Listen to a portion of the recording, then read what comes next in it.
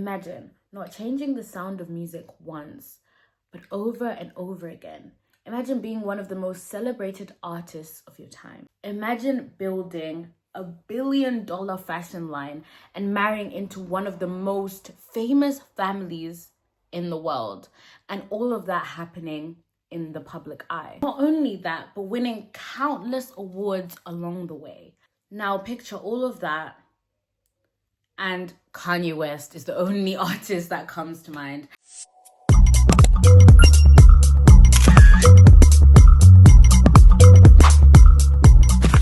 Hi guys, welcome back to my YouTube channel. Today we're going to be covering Kanye West, and go follow my Instagram so we can interact more there. I do polls, and this was the most voted celebrity to do a deep dive on. If you really enjoyed this video, leave a like and subscribe, and comment down below whatever opinion you have. I want to hear it. So without further ado, let's get into the video.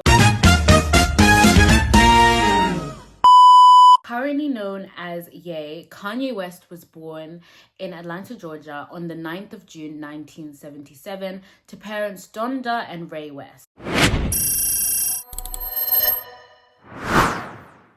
When Kanye was still young, his parents divorced, and from then, he was primarily raised by his mom. Kanye West's father was one of the first Black photojournalists, and his mother was an English professor. People who knew Kanye personally actually said that his mother was more than his manager. Well, we'll get into that. But his mother was more than his manager, but actually his emotional anchor, which I think is just so sweet and really does, you know, show the emotional attachment that they had and how strong the mother-son bond was. Unlike many rappers, Kanye actually did not grow up in extreme poverty. He was actually middle class, and he loved reading, writing, poetry, and his mom used to take him to museums. He grew up surrounded by books and was really encouraged creatively, which I think is just so beautiful, and it just, you know, creates this foundation of the person that he was going to later become. And actually, I didn't know this fact, but at the age of 10,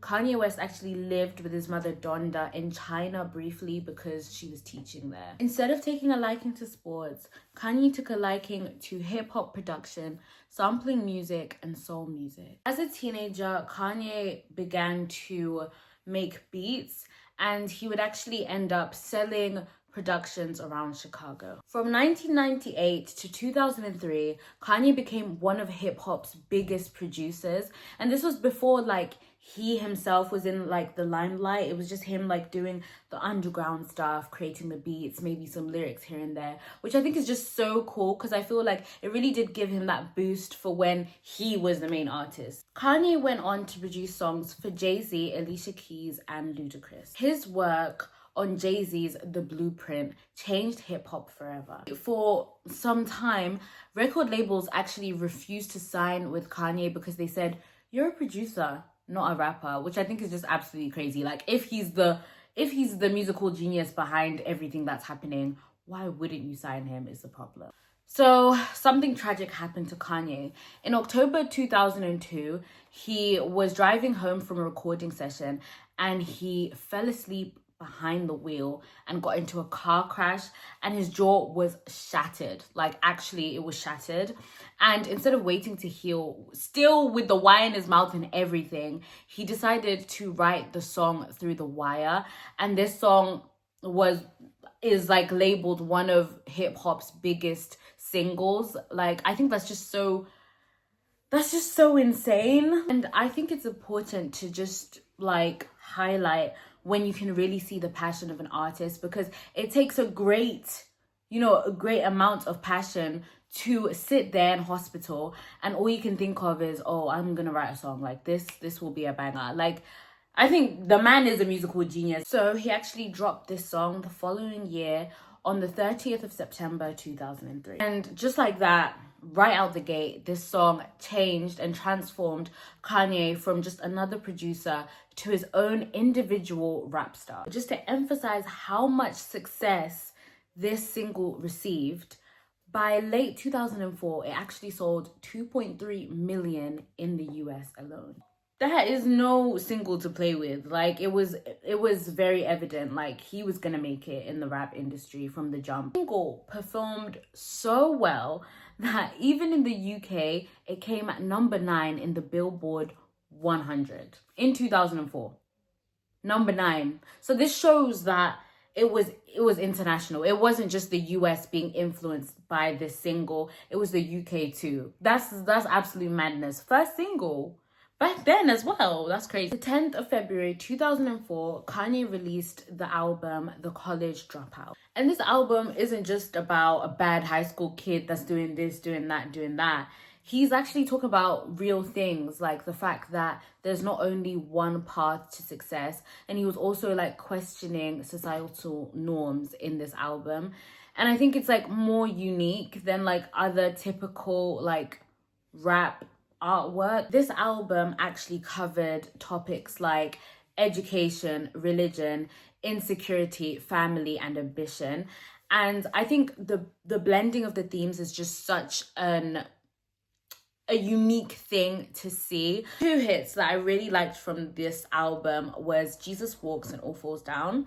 All Falls Down is not a new song to me. I've been listening to the song over and over and over because my older siblings are millennials, so I was growing up listening to what they were listening to, and All Falls Down is just something that I'm familiar with. And something that I think is different about Kanye compared to his other peers and artists is that he isn't like an addition to the song. When Kanye is on a beat and he's rapping on it or maybe singing a little, I think he isn't just an addition to the song. He kind of is the song. Like, I don't know how to explain it, but he really does mesh well, even with his rhythms, his flows, even when he's kind of like talking on the track. And I just think that's something you don't hear often. You don't hear it often. You know what I mean? Unlike gangster rap, Kanye rapped about being vulnerable, which I've talked about previously. And it's just a beautiful thing in music in general, and people come with that vulnerability, but then they also have that swag. So it's not like just plain emotional. It's just kind of like this mix, and it's just so wholesome. On the 30th of August 2005, Kanye released the album Late Registration. Album actually performed way bigger than his previous one. It actually won multiple Grammys, and I like this album as well. My 2 favorite songs from this album was Gold Digger, of course. Like, that one's a classic for me personally. The second song that I really liked was Bring Me Down with Brandy, and low-key we have to cover Brandy one day because she was a ball of talent, okay? But yeah, I really enjoyed those 2 songs. I like the whole album in general, but those 2 songs just really, they hit the spot for me. The album was a smash success, and critics actually labeled him the future of hip-hop. In September 2007, Kanye released the album Graduation. On the same day, 50 Cent actually released his album. Kanye's album did better than 50 Cent's, and he won this said battle. And tragically, 1 month after Graduation released, Donda West, Kanye's mother, sadly passed away due to complications from cosmetic surgery. And as you can imagine, Kanye was absolutely devastated. Like, I can't even imagine the pain that comes from that. And it was so sudden, like, that's so sad. Many fans believe that this was the turning point in Kanye West's mental health, that people use kind of like as an excuse with his later behavior, which we're going to get into. So during this period of time, he actually called off his engagement with his then fiance. They had been dating since 2002. Her name was Alexis Pfeiffer, and she was a former model and a fashion designer. And he actually proposed to her over lobster at dinner, which I think is really cute, in August 2007 before his mother's passing. On the 24th of November 2008, Kanye West released the album 808s and Heartbreak. Instead of a rap album, this was more of a singing album, and it was more like deeply rooted in emotion. And initially, critics were actually divided about this. Some critics saying that they hated the auto-tune dependency, poor singing ability, and with some even going as far as saying the album was a major disappointment. I personally listened to the album, and two songs that I really, really liked was Heartless and Robocop. And you know what? I don't understand when people said that he kind of abandoned rapping, because he's very much rapping in this album, but I think they just kind of like, I think they were surprised that he was going into like singing. I think it was just a way of displaying his emotion more. But years later, artists like Drake and Kid Cudi actually said that they took major inspiration from this album. And you know, some albums in general, when they're released, and some songs in general, when they're released, people hear them and they're like, no, this does not do it. And then, you know, some time later, people re-listen to the music and they're like, wow, this was really a gem. So I think in some cases, music is more of a grower, not a shower. You get what I mean though. November 2010, which is a huge kind of gap from his last album, he released My Beautiful Dark Twisted Fantasy. He later went on to release albums such as Yeezus, The Life of Pablo, Yay, Donda, Vultures 1 and Vultures 2 in 2024. For years, Kanye West seemed untouchable, winning Grammys, and every single controversy seemed to fuel his fame, then destroy it. But as time went on, his controversies seemed to become more frequent. And the question is, when does it become too much? Congratulations, you have made it to the scandal section. In 2005, following Hurricane Katrina, Kanye West appeared alongside Mike Myers on live television during a fundraiser, and he reportedly went off script and said, "George Bush doesn't like black people." This moment became one of the most talked about political statements made by a musician. While some people praised him for, you know, speaking out about racial inequality during this time, while other people said that, why did you say that during a live broadcast? Like, there's so many other opportunities you'll get to say things like this, but, you know, place and time. In 2009, during the MTV VMAs, Kanye West disrupts Taylor Swift's speech and says, "Yo, Taylor, I'm really happy for you," before arguing that Beyonce should have won. Thank you so much for giving me a chance to win a VMA award. Yo, Taylor, I'm really happy for you. I'm gonna let you finish. But Beyonce had one of the best videos of all time. One of the best videos of all time. The thing that actually blows my mind with all of this is that he actually grabbed the mic. Like, it's not like... And the backlash from this was immediate, with President Barack Obama referring to him as a jackass, and this remark later became public. The conflict between Kanye West and Taylor Swift reignited when Kanye released the song Famous in 2016, referring to Taylor Swift. The song, Kanye West says, "I feel like me and Taylor might still have sex."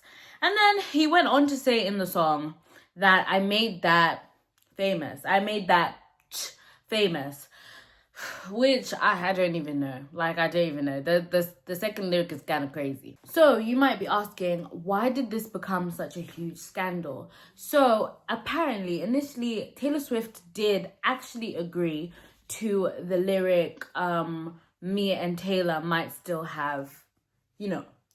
And then she retracted that, and her team later denied that she ever said that.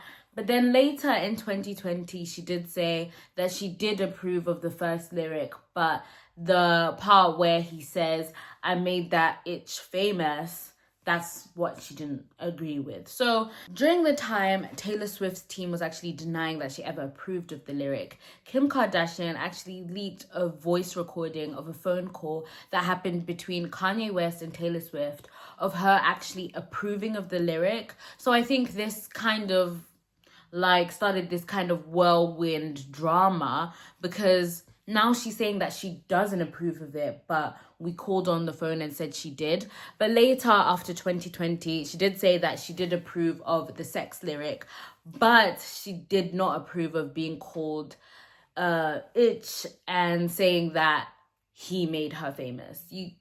I hope you're kind of following because it's kind of like messy. Kanye West has had public disputes with numerous celebrities, including 50 Cent, Jimmy Kimmel, Drake, Kid Cudi, Pete Davidson, and Adidas executives. All of these kind of feuds played out in public interviews and also social media posts, quotes, tweets, stories, all those little nitty-gritty stuff. Now, this one kind of surprised me.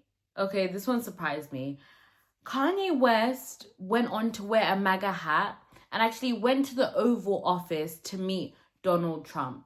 So basically he supports Trump. Long before Kim K and Kanye West were husband and wife, they met in the early 2000s, and Kanye went on to say that before they were even in a relationship, he had actually developed a crush on Kim Kardashian because I guess she's very beautiful and, you know, she's a woman of high class. 2012, following Chris Humphries and Kim Kardashian's breakup, Kim K started dating Kanye West, and this quickly became one of the most talked about couples because they were literally blending the worlds of music, celebrity drama, high fashion, and reality TV. So, of course, they were going to be the talk of the town.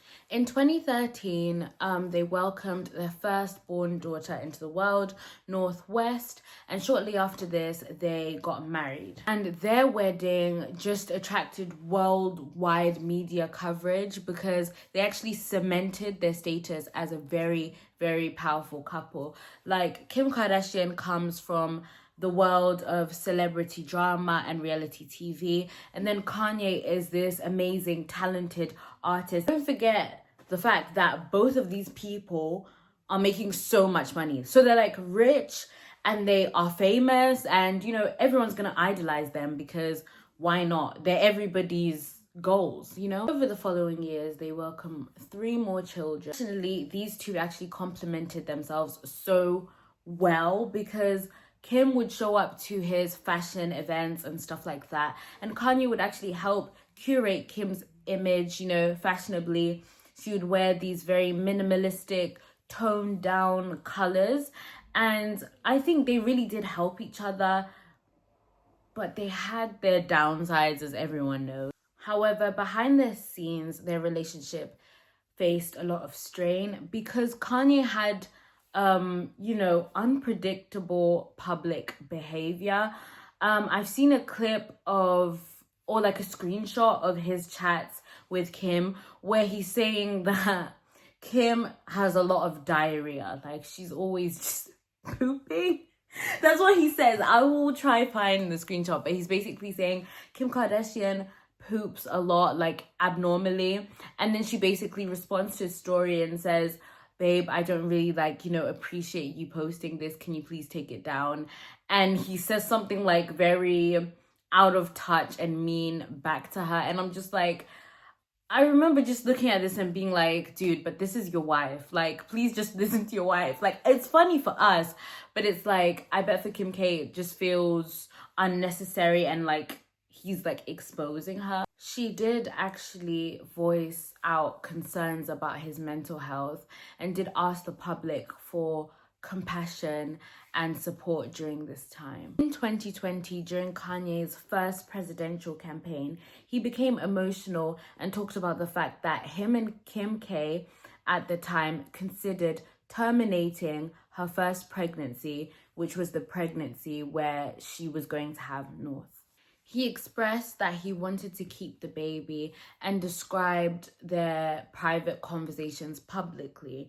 And after this, Kim K did say that she did ask for compassion about his mental illness. This specific scandal, people did say that he had crossed the line. And I personally think he crossed the line because I feel like there's no excuse to talk about something like that, especially if your wife doesn't agree. Like things like regarding termination of pregnancies and all these very emotional and touchy topics for some people, I feel like shouldn't be talked about unless it's like consensual on the person who firsthand like experienced this. And if it's like a joint experience, can you both consent before going on stage and talking about this? Shortly after this, Kanye went to Twitter, or now known as X, accusing of Kim trying to hospitalize him or lock him up. And he did say that Kris Jenner was involved and referred to Kris Jenner as Kris Jong-un. Which, if you guys don't get it, Kim Jong-un is the president of North Korea. North Korea is a highly restrictive country, and the people who live there are just actually genuinely suffering. So why did he he also wrote in these tweets that he had been trying to divorce Kim for the longest, and Kim actually publicly responded to these tweets asking for compassion from the public, talking about his bipolar disorder and how kind of erratic he was behaving, which explains all of these behaviors. And I think it was just a lot. I think it's a lot for the family that was actually experiencing this firsthand. Like, that must have been really hard and really must have taken a huge emotional toll on everyone around him. Kanye also took to Instagram and said, "Since this is my first divorce, I need to know what I should do about my daughter being put on TikTok against my will." Which I think is just, I feel like some things, please just take them up with your family.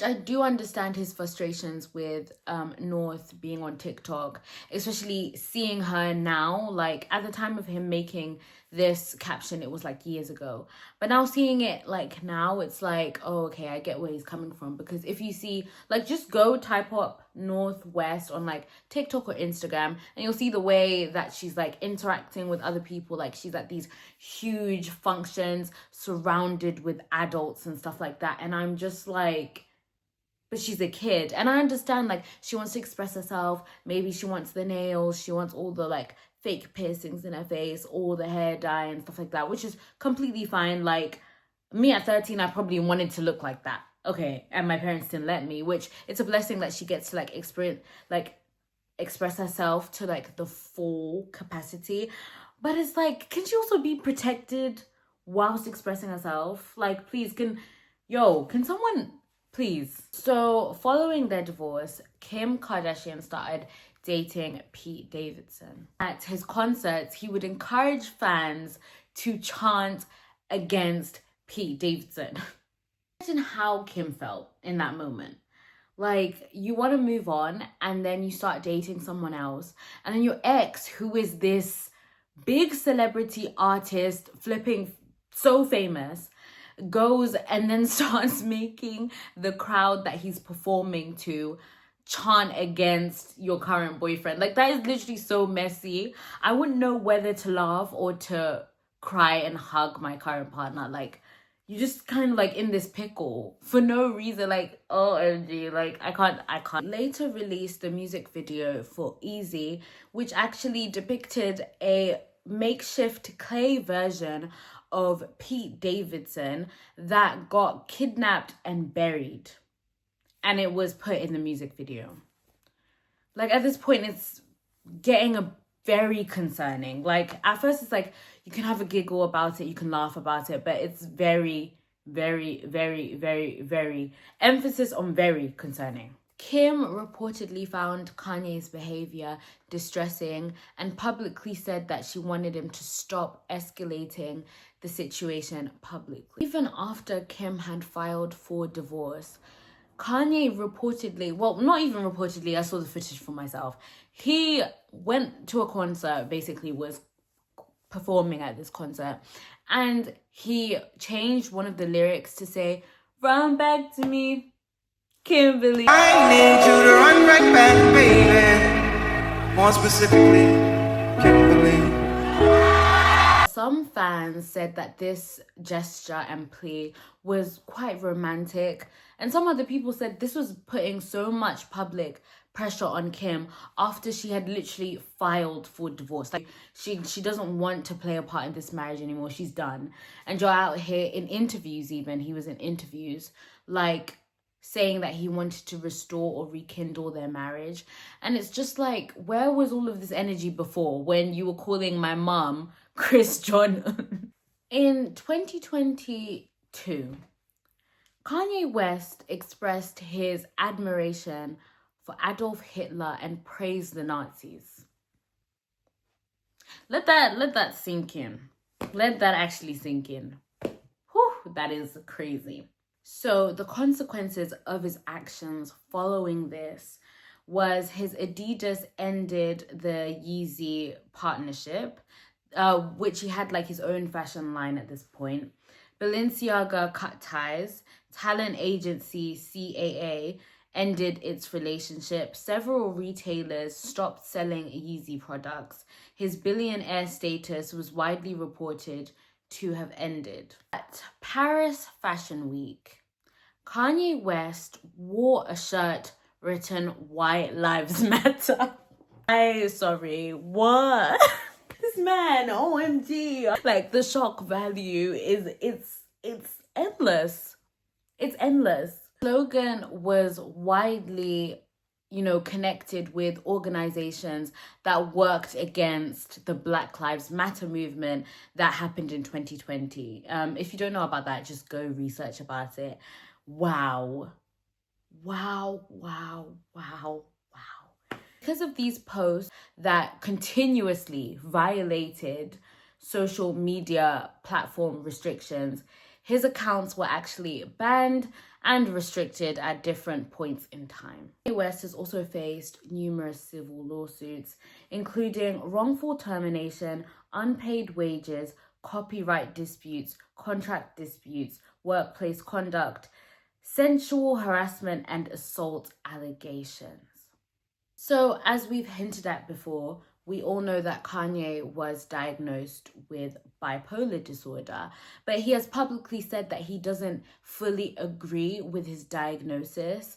And people do say, oh my gosh, he did this, but he's bipolar. He did this, but he's bipolar. But at the end of the day, you can't excuse all of these behaviors due to your condition, isn't it? Because they give you therapy, they probably do give you meds. And even like medical professionals have said that not all of his public behaviors should be blamed on his bipolar disorder.